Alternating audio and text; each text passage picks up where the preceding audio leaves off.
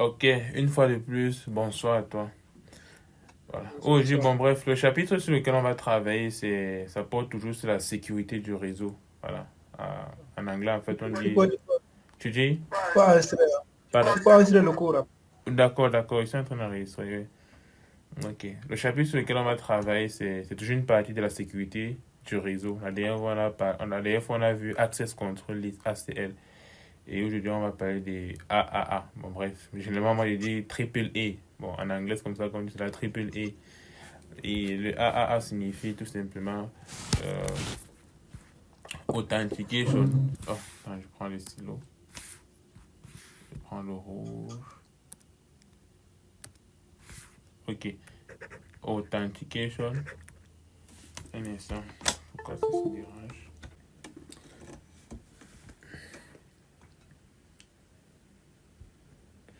Ok. Triple A. Le A signifie. Le premier A, c'est pour Authentication.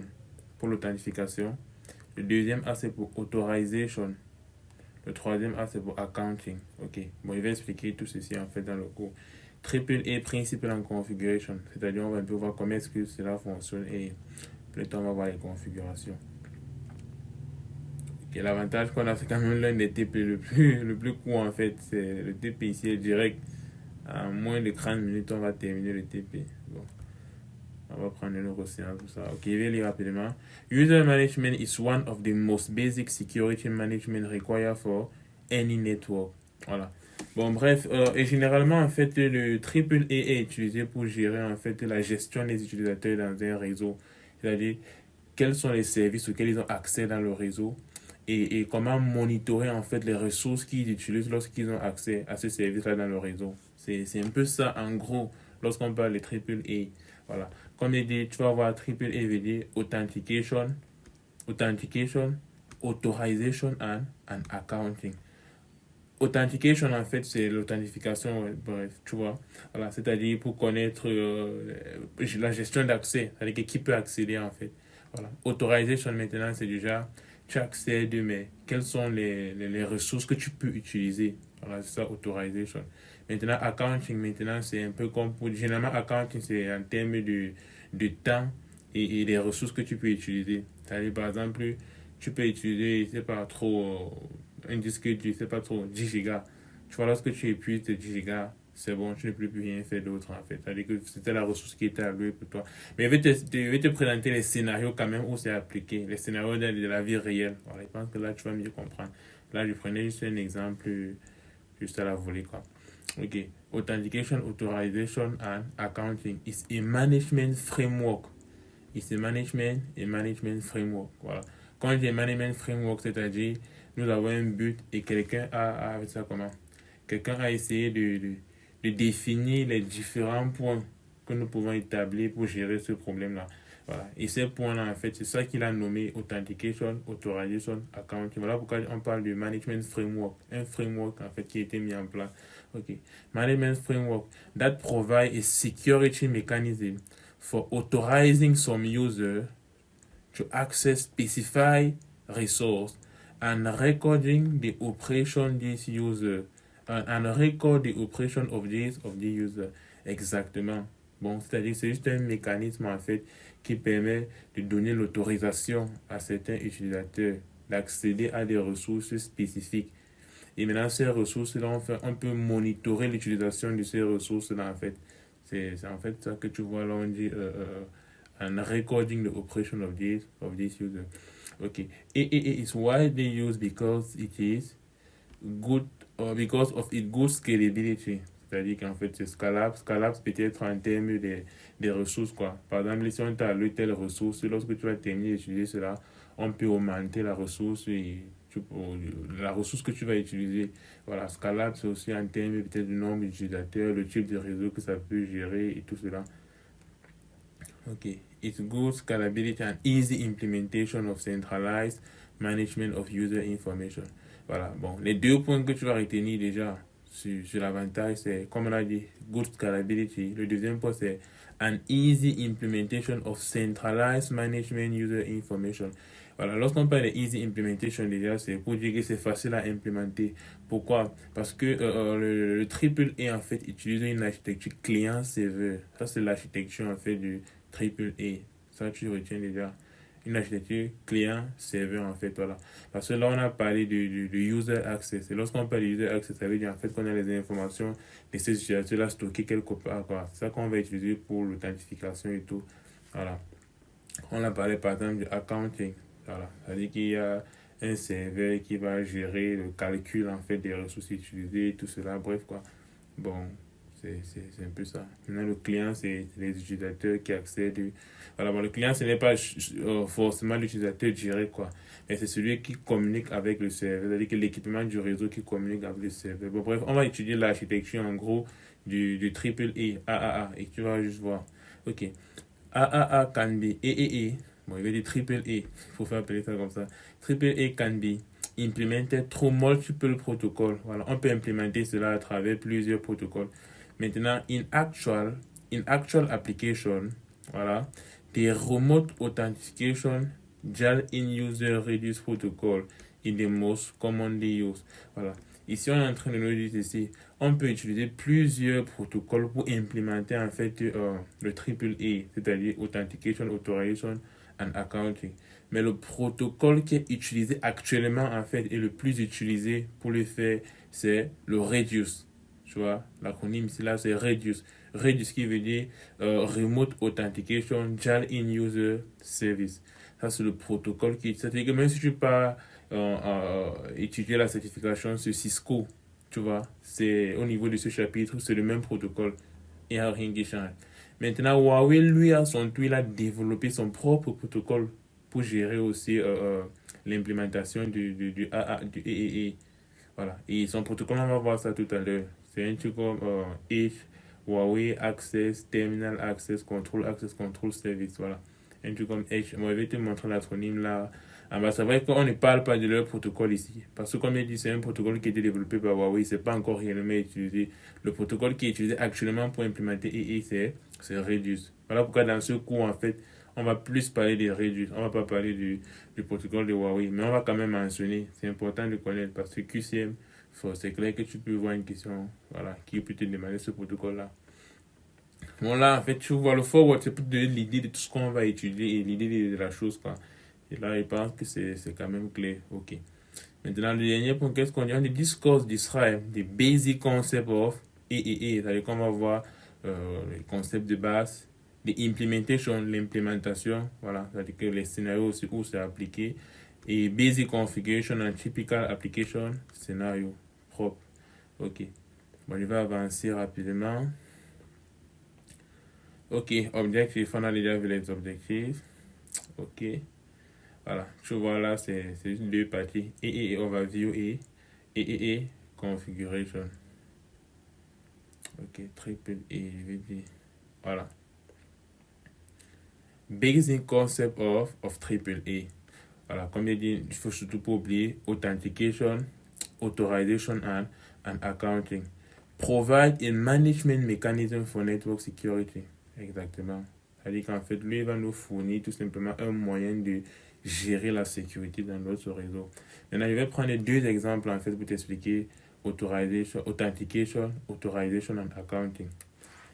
Bon, je prends d'abord juste un exemple banal. Par exemple, on commence avec authentication. Authentication, en fait, va permettre à quelqu'un de prouver qui il est. Voilà. C'est-à-dire que si moi, il dis en fait que je suis Yves, comment est-ce que je peux prouver? Voilà. C'est-à-dire que par exemple, Yves, il vient chez moi. Je ne connais pas Yves, peut-être c'est un gardien que j'ai mis. Et puis pour prouver que c'est réellement lui, parce que peut-être, je ne sais pas, j'ai dit à mon gardien, lorsque quelqu'un arrive, il te présente sa carte. Voilà. Il a peut-être une liste des invités qui peuvent entrer à la maison. Avec lorsque Yves arrive, Yves présente sa carte, il vérifie la carte, il voit le nom de Yves, il dit OK. C'est-à-dire que toi, tu peux entrer. Là, l'authentification s'est bien passée. Il a entré. Entrer dans la maison, c'est un peu comme accéder au réseau. Voilà. Maintenant, lorsqu'il arrive dans la maison, on passe maintenant authorization. Authorization maintenant, je vais prendre juste un exemple toujours dans ce cas. C'est peut-être les pièces de la maison où il peut accéder. Peut-être authorization, c'est déjà, il peut accéder peut-être au salon et peut-être à la douche uniquement. Il peut pas aller dans la chambre. Ça, c'est, bon, oui, salon, douche, disons la cuisine aussi, quoi. Voilà. C'est un peu ça, authorization. Ça veut dire que authorization, c'est ce qui peut accéder lorsqu'il est dans la maison. Et dans le réseau, c'est pareil, tu vois, quoi. Dans le réseau, on va dire plutôt les ressources qu'il peut utiliser. Voilà.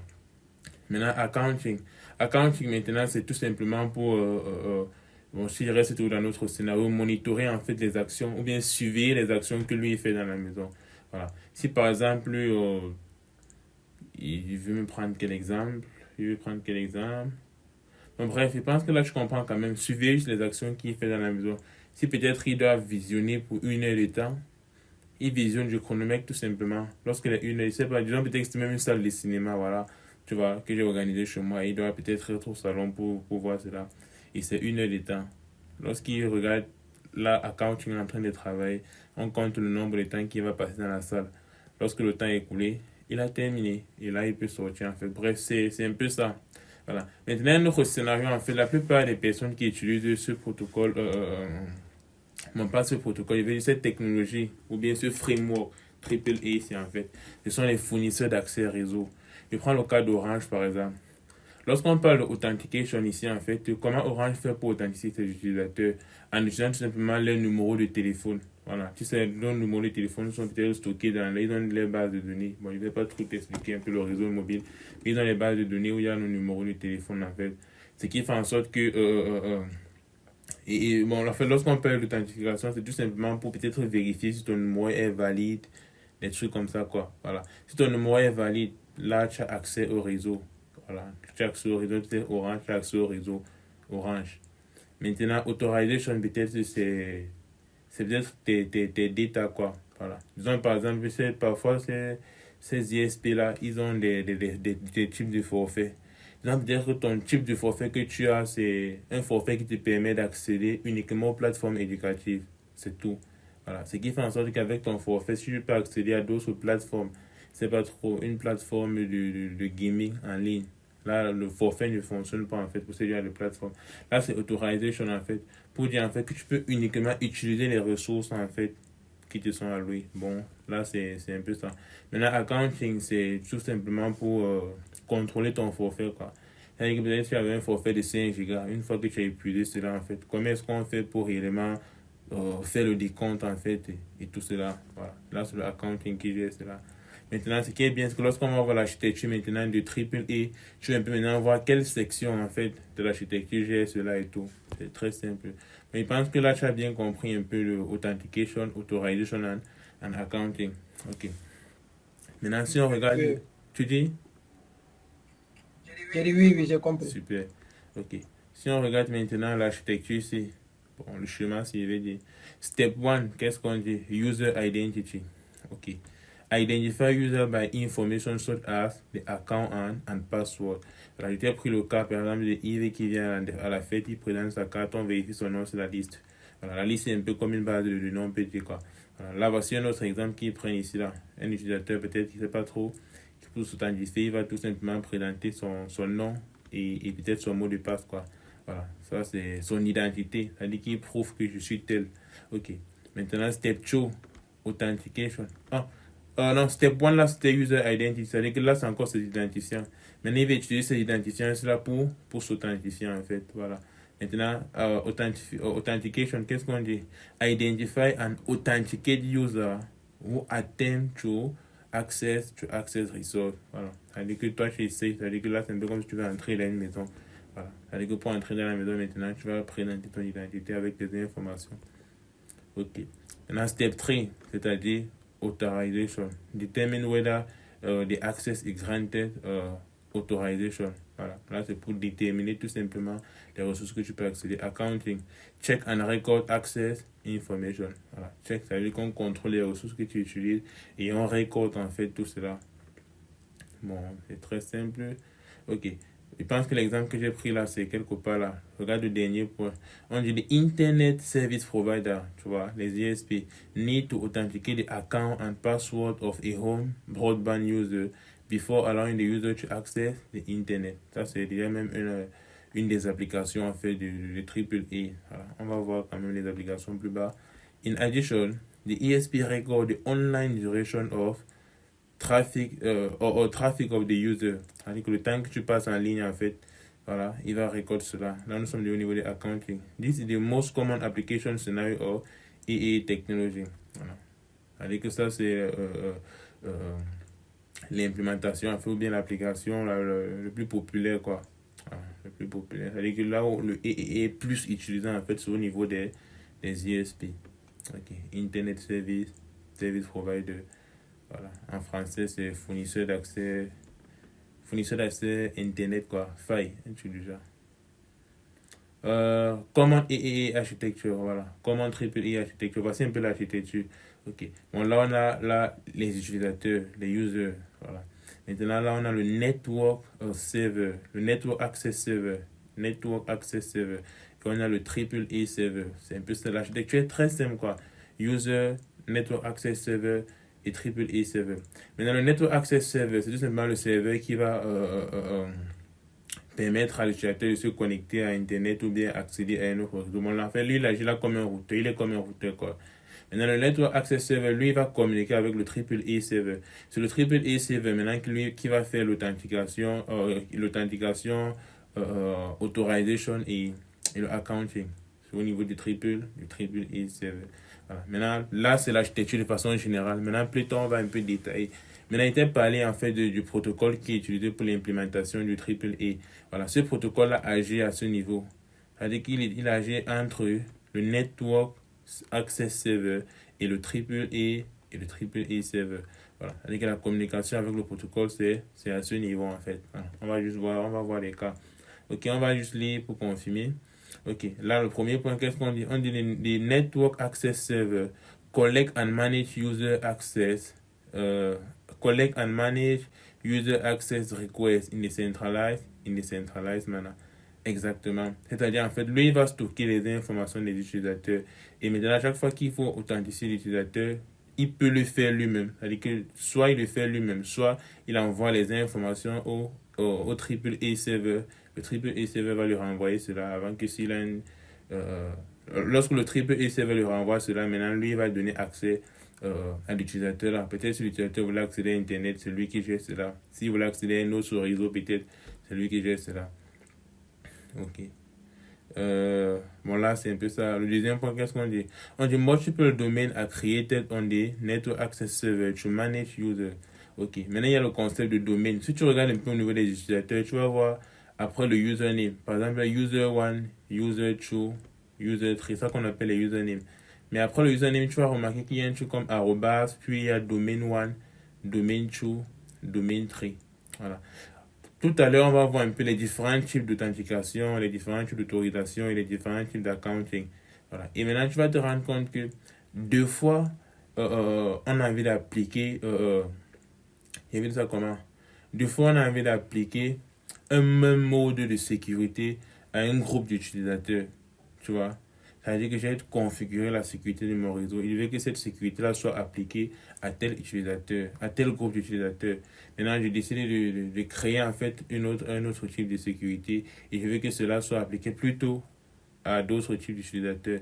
Maintenant, pour gérer cela, on va donc créer ce qu'on appelle les domaines. C'est-à-dire qu'il peut créer un domaine qu'on appelle domaine 1. Voilà. Et maintenant, ce groupe d'utilisateurs, je vais les associer à domaine 1. Et pour l'associer, c'est très simple. C'est-à-dire que lorsque tu vas créer l'utilisateur, tu vas ajouter le mot-clé arrobas, puis tu mets le nom du domaine. Par exemple, si le premier utilisateur s'appelle if, je vais mettre if arrobas. Si le domaine qu'il est créé, c'est peut-être student, je mets if arrobas student.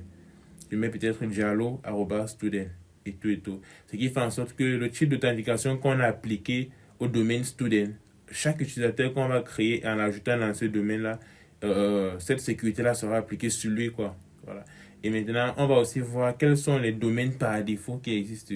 Quand il dit domaine par défaut, c'est-à-dire si je crée un utilisateur et que je ne mets pas arrobas, je précise le domaine moi-même, quel sera le domaine où il sera ajouté de façon automatique. On va voir ça là tout à l'heure. Ok, bon, c'est déjà un peu ça le concept de domaine. Voilà. Tout simplement pour regrouper en fait les utilisateurs auxquels on va appliquer une même norme de sécurité. C'est tout. Ok. Multi-domain are created on the network. Ces domaines-là sont créés au niveau du Network Access Server. To manage user. Ok. Different domains can be associated with different EAA schemes. Exactement comme il était expliqué, tu vois. C'est-à-dire que par exemple, j'ai créé un domaine student. Lorsqu'on parle de EAA scheme ici, là, c'est tout simplement le module, le type de sécurité qu'on a configuré, quoi. Voilà. C'est-à-dire que ce domaine 1, j'ai décidé de configurer un scheme. Domaine 2, j'ai décidé de configurer un autre type de scheme là-bas. Voilà. Bon, c'est un peu ça. Which include authentication scheme, authorization scheme and accounting scheme. Bon, bref, lorsqu'on parle de scheme, c'est AAA, quoi. Et ça inclut ces trois-là. Maintenant, on dit le troisième point, on dit when receiving a user access request, the network access server determine the domain to which the user belongs based on the username and perform user management and control based on the EAA scheme configured on le domaine. C'est très clair, quoi.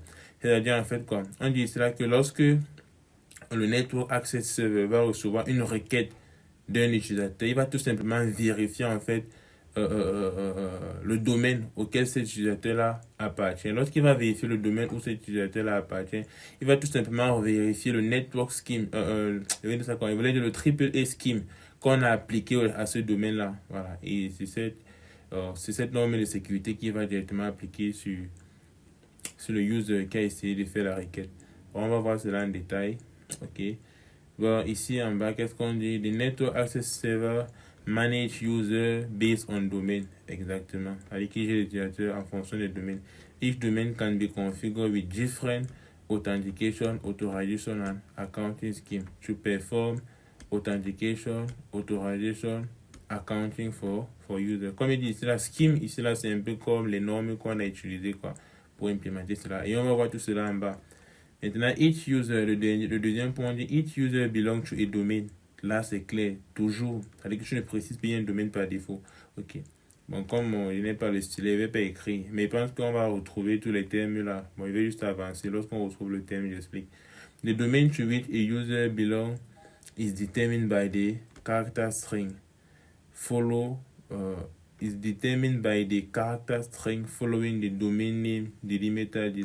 Ok. Bon, là, on essaie d'expliquer tout simplement comment est-ce qu'on fait pour retrouver le domaine auquel l'utilisateur appartient. C'est très simple.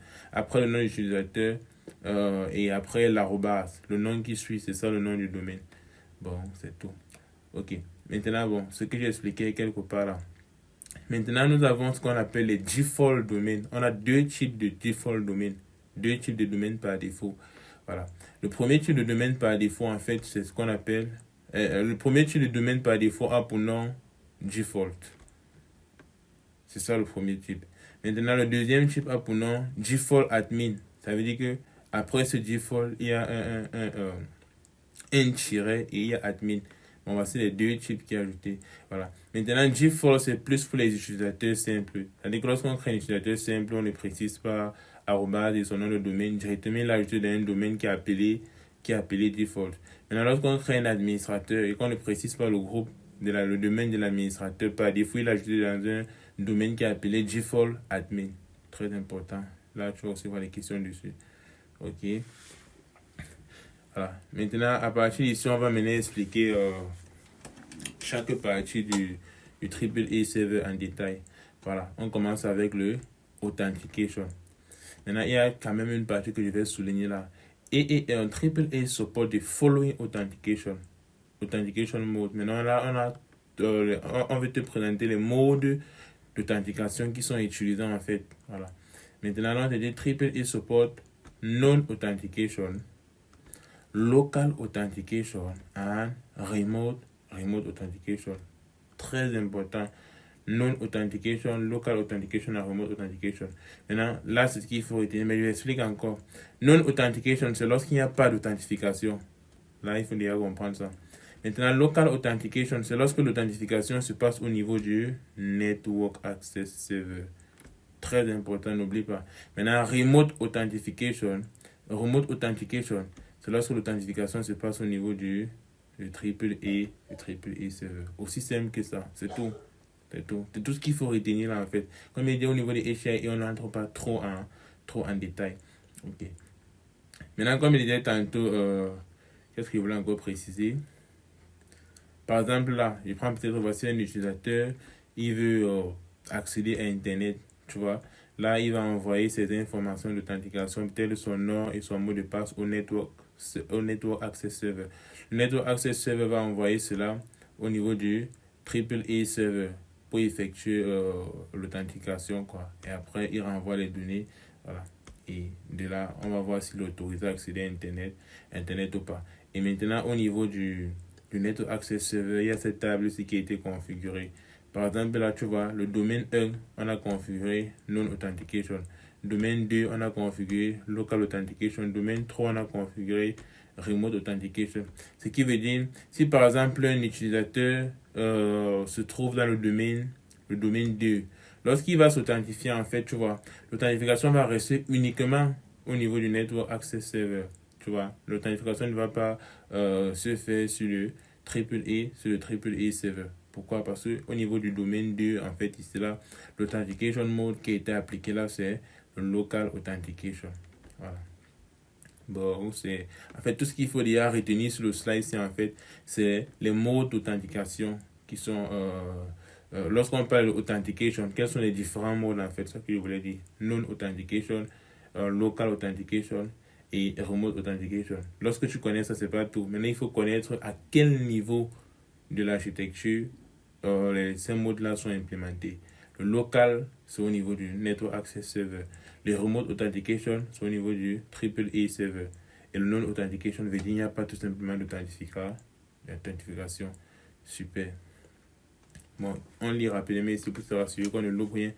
Et support 3 authentication mode. J'ai déjà dit, on a dit non-authentication. Users are fully trusted and their identity are not checked. C'est-à-dire qu'il n'y a pas d'authentification, on a parlé. Local authentication. Local user information including username, password and attribute is configured on the network access server, comme je disais. Maintenant, in this case, the network access server function as the EEE server. Tu vois, c'est-à-dire que là, lorsqu'il va recevoir les informations, lui-même il va faire l'authentification. Il ne va pas envoyer le message au AAA server. Maintenant, local authentication feature fast processing and low operational cost. The disadvantage is that the amount of stored information is limited by the device hardware. This authentication mode is often used to manage login users such as Telnet and File Transfer Protocol. Exactement. L'inconvénient en fait avec le local authentication, c'est en fait que le network access server, c'est un routeur, quoi, tu vois. Et maintenant, ce routeur-là, en fait, n'a pas assez de capacité, en fait, pour stocker toutes les user information pour gérer l'authentification en général. Voilà pourquoi le AAA server, intervient. Le AAA server, en fait, c'est un serveur, tu vois, comparé au network access server qui est un routeur tout simplement. Voilà. Bon, c'est un peu ça. Maintenant, remote authentication, user information, including username, password, attribute, is configured on the authentication server. Remote authentication can be implemented through Reduce or, alors voilà le protocole de Huawei qui est là, HWTACACS, qui signifie Huawei Terminal Access, Control Access, Control Server. Voilà. Je crois que c'est Control Server ou Control Service. Je ne sais pas, tu peux vérifier. Je peux me tromper là-bas. Ok. Network Access Server. The Network Access Server function as... Voilà. Comme il était parlé, en fait, que le AAA Server, en fait... qu'est-ce que je dis le AAA, en fait, voilà. Authorization, Authentication and Accounting, en fait, est basé sur une architecture client-serveur. Et le client, en fait, ici, c'est le Network Access Server. Tu vois. Maintenant, le AAA server, en fait, c'est lui qui est le serveur. Voilà. Avec le client, c'est le Network Access Server. Et le serveur en lui-même, c'est le AAA server.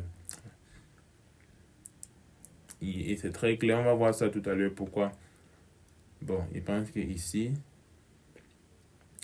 Authorization, c'est un peu pareil. Authorization, on a aussi trois modes. Non-authorization, local authorization et remote authorization. C'est très simple à retenir. Lorsque tu as déjà retenu authentication, je pense que tu peux aussi facilement retenir authorization. Et là, je n'ai plus vraiment rien à expliquer. Pareil, non-authorization, dès qu'il n'y a pas d'autorisation. Local authorization, ça veut dire que ça se passe au niveau du Network Access Server et le remote, ça veut dire que ça se passe au niveau du AAA Server. Maintenant, ici, il y a un autre point très important. J'ai vu un QCM dessus. Authorization information include, voilà, quelles sont les informations d'autorisation. Là, on a ce qu'on appelle le user group, tu vois, le VLAN ID et le ACL et le ACL number. Voici les trois authorization information. Voilà. Pour dire par exemple, si tu es du VLAN, tu vois, je sais pas si tu vois un peu ce qu'on appelle authorization information. Si tu es du VLAN ID, si tu as le VLAN ID, telle valeur, ça veut dire que tu es autorisé à accéder à telle ressource, telle ressource. User group, si tu es du groupe tel, tu peux faire tel, tu peux faire tel. ACL number, voilà, là c'est pour le filtrage. C'est-à-dire quels sont quel est le filtrage qu'on a appliqué au trafic qui vient de telle place, telle place, telle place. Bon, voici en fait les authorization information. User group, VLAN ID, ACL number. Et c'est tout ce qu'il faut retenir là. C'est tout, c'est tout. C'est tout. Bon, ici là, il y a quelques points que je vais encore préciser. Local authorization, user authorized based on domain configuration on the network access server. Bon, là, on a déjà parlé. Remote authorization, the radius or le protocol C server authorized user. Ok. In Huawei terminal access control server authorization, all users can be authorized by ce protocol C. Voilà. Ok. Radius. Authorization apply only to the user authenticated by the Redis server. Okay. Redis integrate authentication and authorization. Therefore, Redis authorization cannot be performed singly. Ok. Bon, je vais t'expliquer. Voici la différence entre ces deux protocoles-ci là au niveau de authorization. On te fait comprendre que lorsqu'on utilise ce protocole-ci là, le protocole de Huawei pour gérer les autorisations en fait. Ici en fait, tous les utilisateurs peuvent être autorisés directement par le serveur Huawei Terminal Access Control Server, tu vois, directement. Mais maintenant, lorsqu'on utilise plutôt le protocole Radius pour essayer de faire l'autorisation, on doit se rassurer en fait que ces utilisateurs-là ont été authentifiés par le Radius Server, toujours, tu vois. Voilà, bon, c'est un peu ça la différence, c'est ça qu'ils sont en train de dire là. Bon, je relis le deuxième point. On dit Redis authorization apply only to user authenticated by the Redis server. C'est-à-dire que uniquement les utilisateurs qui étaient authentifiés par le Redis server, voilà, qui peuvent passer par l'autorisation par ce même Redis server. Ok.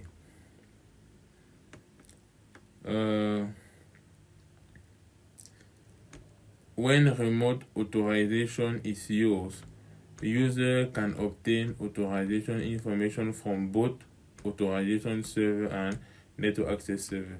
Voilà. The priority of the authorization information configured on the network access server is lower than that delivered on the authorization server. Voilà. Ici, c'est aussi un point très important. C'est-à-dire, par exemple, si dans ton réseau, tu vois, tu configures le local authorization et tu configures aussi le remote authorization, par défaut, en fait, le local authorization a une petite priorité, en fait, par rapport au remote authorization. C'est-à-dire que si tu configures les deux en même temps, celui qui sera appliqué, c'est plutôt le remote authorization. Très important de noter cela, parce que tu vas voir des qui suivent dessus. Et voilà pourquoi je dis souvent, celui qui n'a pas réellement étudié en profondeur, ça sont les détails qu'il ne va pas réviser forcément. Bon, j'essaye vraiment de te montrer tout ce qui va t'aider. Ok. Maintenant, accounting, comme je disais tantôt, c'est très simple de retenir. Mais au niveau de accounting, il y a deux modes. Soit c'est non-accounting, soit c'est. Je vais dire quoi? Soit c'est. Oui, remote accounting. Non-accounting remote. Je pense que c'est comme ça que c'est écrit. Attends, ils ont écrit ça où? Ok, voilà. Non-accounting et remote accounting. Voilà. Comme je disais, on a déjà donné la raison. Pourquoi est-ce qu'il n'y a pas local accounting? Tout simplement parce qu'on ne peut pas gérer l'accounting au niveau du Network Access Server. Pourquoi? Parce que à cause de son low processing power, en fait, tu vois, il n'a pas une grande puissance pour réellement gérer la accounting, parce que c'est une grande charge, quoi. Voilà, de gérer tout ce qui est calcul de consommation de ressources, tout cela. Bref, c'est fait uniquement au niveau du triple E server. C'est-à-dire que si, soit il y a accounting, soit il n'y a pas. Voilà. Soit il y a accounting au niveau du triple E server, soit il n'y a pas.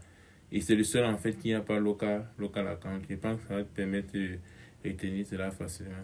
Et c'est pareil, les différents modes accounting, tu peux configurer un mode sur un domaine, un autre domaine, tu peux configurer un autre mode et ainsi de suite, quoi. Bon, c'est tout ce que je voulais dire là. Maintenant, qu'est-ce qu'on doit noter ici en bas? Un triple A support the following accounting mode.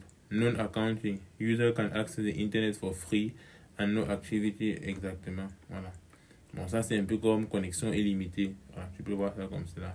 C'est-à-dire que tu accèdes à Internet, il n'y a pas de compte qui est fait, tes data vont être finis et tout, non. Voilà. Le deuxième point, qu'est-ce qu'on dit? On dit remote accounting. Remote accounting is performed through reduced server or Huawei Terminal Access Control Access Server. Bon, bref, c'est vrai.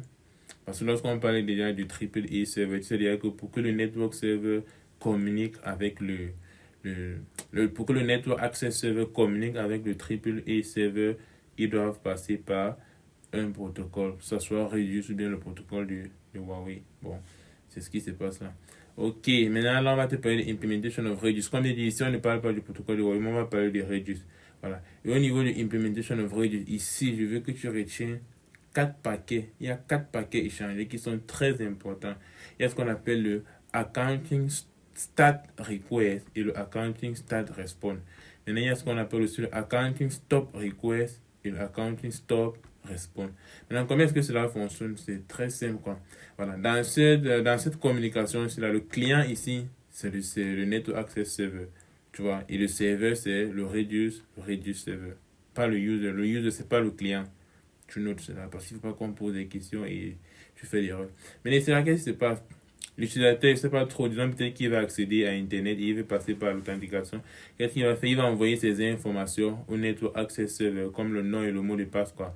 Maintenant, le Network Server va faire une requête vers le Redis Server pour gérer l'authentication. Voilà. Maintenant, s'il est réellement authentifié, c'est-à-dire que cette information se trouve dans la base de données, le Redis Server va répondre au Network Access Server et le Network Access Server va répondre au user. Voilà. Lorsqu'il va notifier le user, si le user est authentifié, lorsqu'il va notifier le user directement, il va envoyer 2 messages au Redis Server, qui est le Accounting Stat Request et le Redis Server va répondre avec un Accounting Stat Response. Voilà. Lorsqu'il répond avec Accounting Stat Response, un Accounting Stat Response, directement l'utilisateur lui a accès maintenant aux ressources en fait qu'il voulait accéder dans le réseau. Peut-être ça peut être Internet, bon peu importe quoi. Voilà. Maintenant, lorsqu'il termine d'utiliser ses ressources, il va maintenant envoyer une requête pour dire en fait qu'il veut se déconnecter. Voilà. Par exemple, on a des user request to go offline. C'est-à-dire qu'il va envoyer une requête pour qu'il veut se déconnecter. Maintenant, dans ce cas, le Network Access Server va envoyer ce qu'on appelle le Accounting Stop Request. Et le Redis Server va répondre avec un Accounting Stop Response. Et maintenant, lorsque le Redis Server répond avec un Accounting Stop Response, je vais dire, pardon, le Network Server, lui, va maintenant envoyer la notification à l'utilisateur pour dire en fait qu'il est déconnecté. Bon, c'est un peu ça le procédé. L'utilisateur envoie ces informations au Network Access Server. Le Network Access Server fait une requête au niveau du Redis Server. Le Redis Server gère l'authentification. Si c'est valide, il envoie l'information au Network Access Server. Le Network Access Server notifie l'utilisateur, tu vois, et en même temps qu'il notifie l'utilisateur, il envoie ce qu'on appelle un Accounting Stat Request et le Redis Server envoie le Accounting Stat Response. Et là, tu sais déjà pourquoi le Accounting, ces 2 messages-là. Tout simplement parce que puisque l'utilisateur a accès au réseau, maintenant on veut monitorer en fait les ressources qu'il va utiliser, quoi. Voilà pourquoi on envoie un Accounting Stat Request au Redis Server. Parce que le Redis Server, en fait, c'est lui qui va gérer cela. Le Network Access Server ne gère pas le accounting. Là, je te rappelle. Voilà. Et bon, bref, c'est un peu ça. C'est ce qu'il faut retenir à ce niveau. Ok, maintenant, qu'est-ce qu'il y a encore d'important que je peux mentionner ici? Of protocol that are used to implement AAA, Redis is the most commonly used. On a déjà dit cela, que le protocole Redis, comme il est expliqué, use, ok, reduce is distributing information, bon bref, client server architecture, ok, it implement user authentication accounting, bon bref, on a expliqué. Generally, the NAS function are the reduce client. Voilà, c'est le point que j'ai précisé tout à l'heure. Ok, tu transmets user information to the specify reduce server. Ok, n'oublie pas le full meaning de la signification de reduce qui était, c'était quoi? Remote authentication, JAL in user service. Ok. Ok, for example, accepting or receiving the access, on a déjà vu cela. Reduce server run on the central computers. Ok, or workstation. Voilà. Bon, le Redis server, en fait, lui, lui, il tourne sur des serveurs. Sur des serveurs. Voilà. Bon. To maintain user authentication and network service access information. The server receive connection request from the user, authenticate the user and send a response. Ok. Indicating that the requests are accepted. Ok. Bon, là, le Redis server, comme on l'a dit ici, là, il va gérer l'authentication et il va envoyer la réponse au client. Voilà, le client, c'est ici, là, sur le Network Access Server. Maintenant, Redis uses User Datagram Protocol. Très important, le protocole qui est utilisé par le protocole Redis, c'est UDP. Voilà. Quand on te parle du protocole utilisé, là, nous sommes au niveau de la couche transport. Parce qu'au niveau de la couche transport, tu sais, il y a TCP ou UDP. C'est-à-dire, quel est le protocole que lui, il utilise, en fait, lorsqu'il est au niveau de cette couche, c'est UDP. As Transmission Protocol, and uses UDP port 1812 et 1813. Bon, ça, c'est les ports utilisés. Bon, c'est vrai qu'il n'y a pas trop les QC, moi, on va te poser des questions sur les ports aussi, mais c'est quand même bien de noter, quoi. 1812, 1813, ok. As the authentication and accounting port respectively. C'est-à-dire que authentication ici, c'est le 1812 et le 1813, c'est le accounting port. Ok. In addition to the reclamation mechanism and standby server mechanism also support, bon bref, ici il n'y a pas grand chose. The message exchange process between the Redis server and the client is as follow. Bon là, qu'est-ce qu'ils font là? Bon bref, ils vont décrire le scénario qu'on venait de voir plus haut. Ok, c'est bon de ce côté. Ok. Maintenant, common application, voilà. Les différentes applications, les scénarios en fait. Là, on a deux scénarios qu'on va décrire. On a déjà parlé de ça. Premier scénario, c'est EEE for Access Internet User Through the Redis. C'est exactement le scénario qu'on venait de voir. Avec là, il y a un PC qui va accéder à Internet. Cela, c'est sa ressource, quoi. Avec qui va envoyer tout simplement ces informations au Network Access Server. Le Network Access Server envoie cela au Redis Server. Le Redis Server, lui, va gérer l'authentication et renvoyer et notifier le Network Access Server si c'est bon ou pas. Si c'est bon, le Network Access Server notifie le user et en même temps il va envoyer Accounting Stat Request. Le Redis Server répond avec un Accounting Stat Response.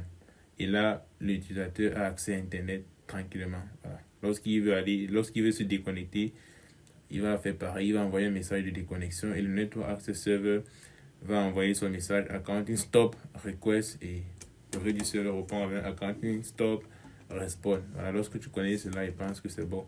Local Authentication and Authorization for Administrative Users. Voilà. Ici, généralement, c'est lorsque tu es dans un réseau et tu veux peut-être gérer en fait des services que les utilisateurs du réseau peuvent utiliser. C'est-à-dire que tu peux tout simplement configurer ton routeur comme un Network Access Server. C'est le routeur, c'est ça comment? C'est la gateway, la passerelle en fait pour accéder à d'autres ressources, quoi. Voilà. Et peut-être si tu es dans ton réseau et tu as un utilisateur qui aimerait accéder à un service à distance, quoi. Voilà, au niveau de ton routeur, puisque c'est la gateway, tu peux configurer cela comme un Network Access Server et dessus tu configures ton local authentication et ton authorization, quoi. Voilà, pour pouvoir authentifier les utilisateurs, voilà, qui vont vouloir accéder au service à distance et gérer aussi l'autorisation. Je pense que c'est ce deuxième scénario, on va voir un truc comme ça au TP. Voilà. Ok, les configurations, au niveau des configurations, voilà, bon, pour les faire, c'est pas compliqué. Première chose, tu dois d'abord te rendre sur la vue du triple E en tapant la commande AAA, tout simplement comme cela. Ok, maintenant l'authentication key, tu dois configurer maintenant l'authentication key. Pour configurer l'authentication key, tu commandes déjà par donner le nom en tapant la commande authentication key, tu donnes un nom. Voilà. Tu peux appeler ça, c'est pas trop student, peu importe ce que tu veux.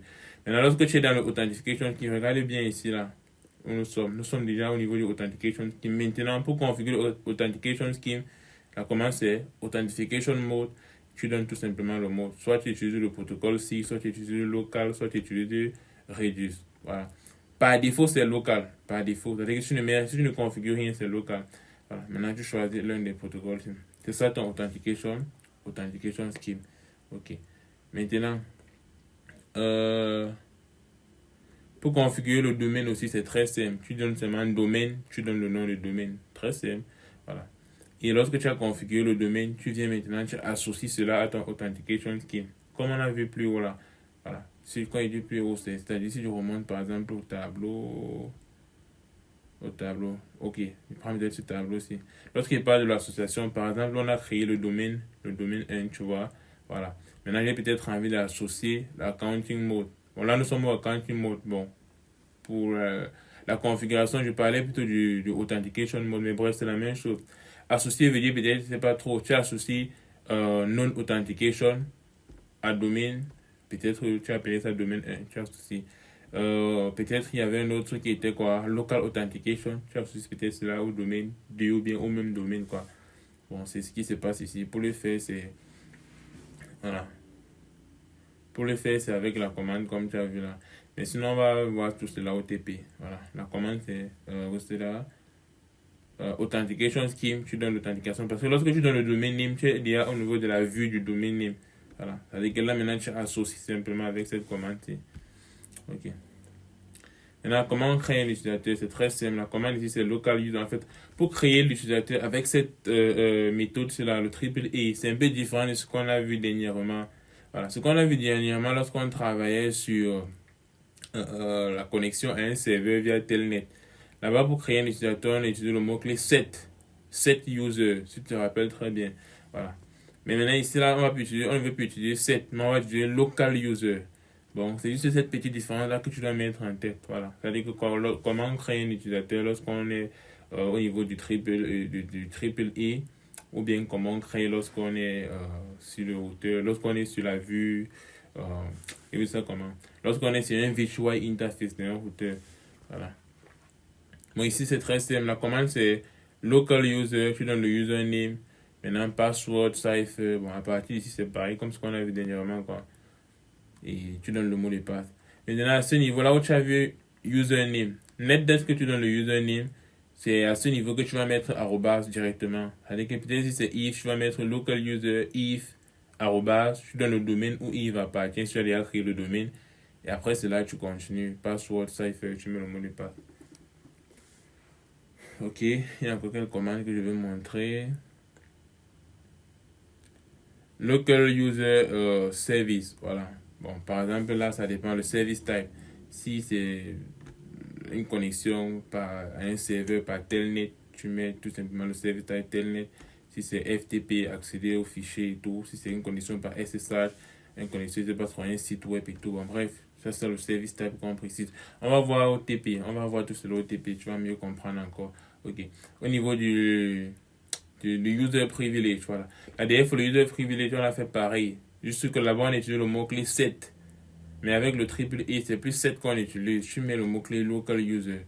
Tu donnes le username en fait et tu donnes son privilege. Je pense qu'à partir d'ici, la commande est pareille. Privilege level, tu mets le numéro. Si c'est 3, si c'est 2, 0, tu mets. Voilà. Ok, super. Voici par exemple un scénario ici, tu vois. Qu'est-ce qu'on dit? On dit after a user password. After a user password and a user level are configured on R1, host A can use the configure username and password to remotely login.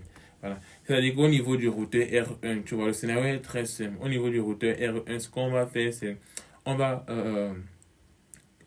appliquer une sécurité ici où on va configurer un mot de passe, tu vois, et on va aussi configurer un user level.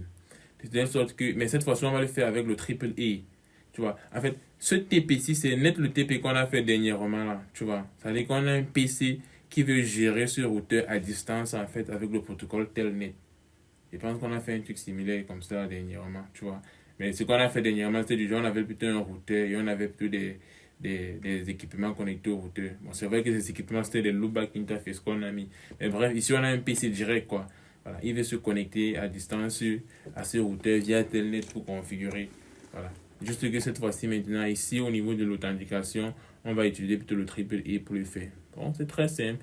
Tu viens au niveau du R1, tu mets là-bas AAA, comme d'habitude. Tu crées maintenant ton utilisateur local user, tu appelles l'utilisateur Huawei, password cipher, tu mets le mot de passe.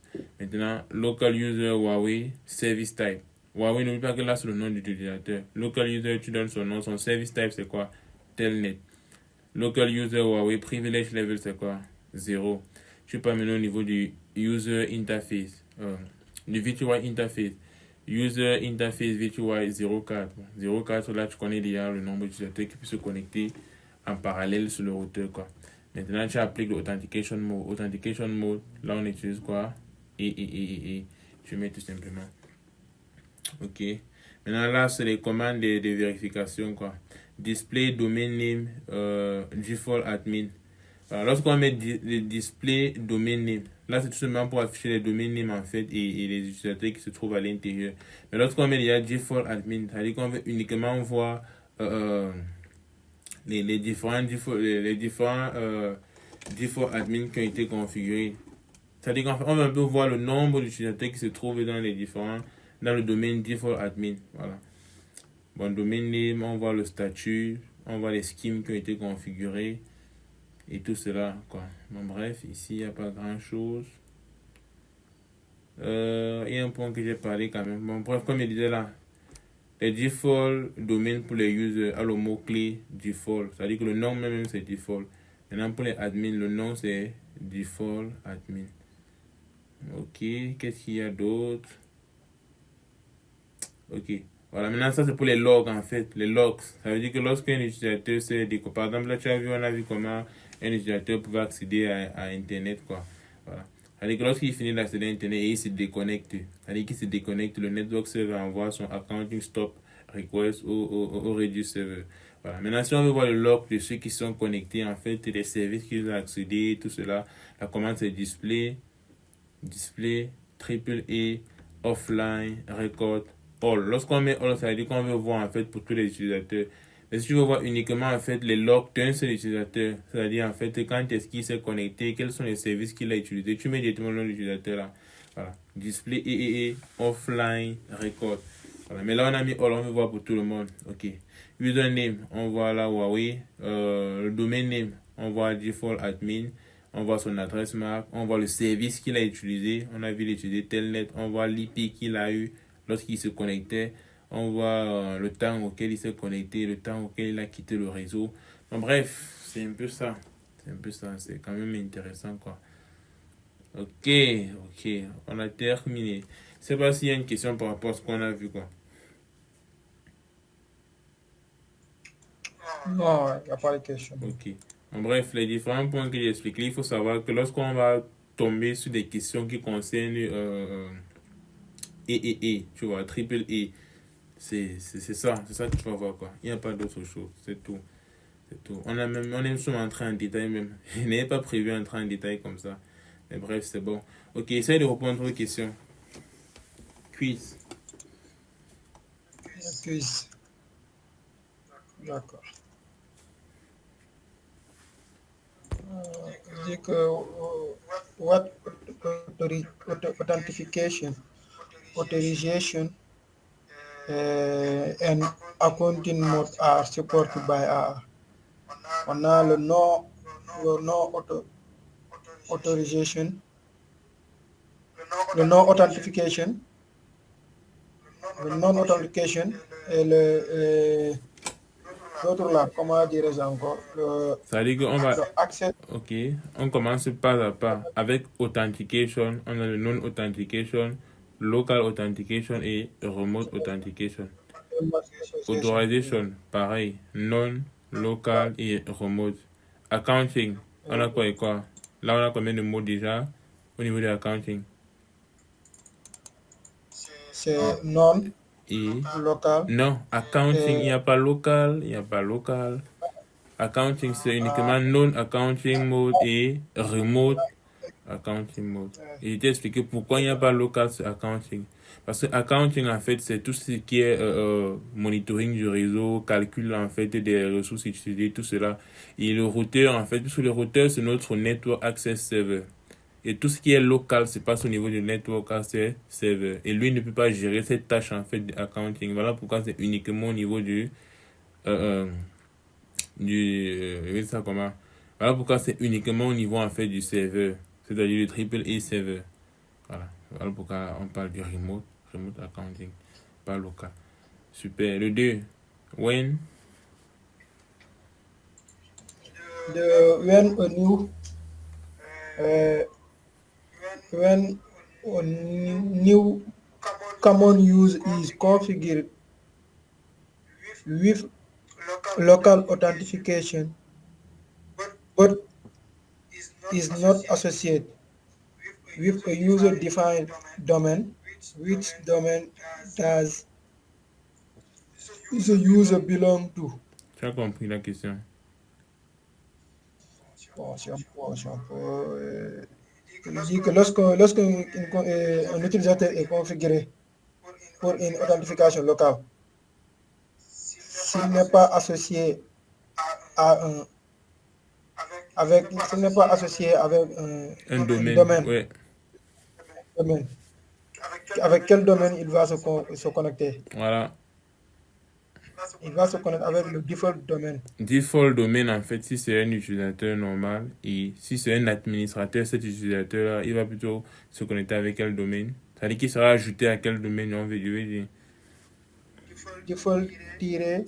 Admin domaine, c'est cool. Admin, oui. Admin. C'est cool. Okay, admin. Ok. Bon, avant d'arrêter le quiz, on va aller sur la plateforme rapidement pour regarder quelques... Je crois qu'il y a 5 questions dessus. Tu vas répondre tout à l'heure. Bon, je vais d'abord arrêter l'enregistrement avant d'aller sur la plateforme. D'accord.